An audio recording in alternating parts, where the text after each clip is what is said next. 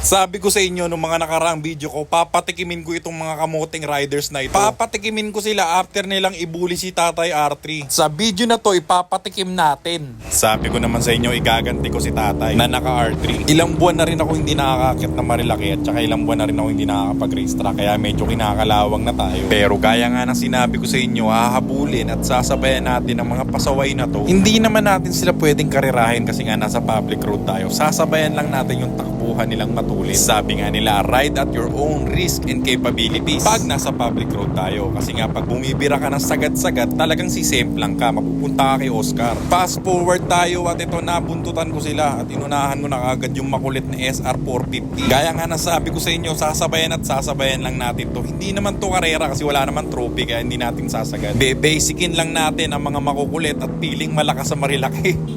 Ayan, sumasagad si Kuya SR450. Akala niya naman makakasabay siya sa akin sa kurbada. At sa mga nagsasabi naman hanggang 60 lang ang takbuhan ko sa kurbada, di bala kayo dyan. Primera lang ng motor ko yun eh. Pero mabalik tayo dito, ang kulit talaga ni Kuyang SR450 at nagwa-100 pa. Napakakulit na itong mga to. Ito pinalaga ni GHDG, wasak tong mga to. Sabi ko nga sa inyo, sasabayan lang natin, hindi kakarerahe. Takbong safe pa rin kahit ganitong bakbakan. Yung tipong hindi tayo madadali at hindi tayo madadali ng iba. Huwag nyong paiiralin yung ego nyo sa daan. Kung hanggang saan lang yung kapasite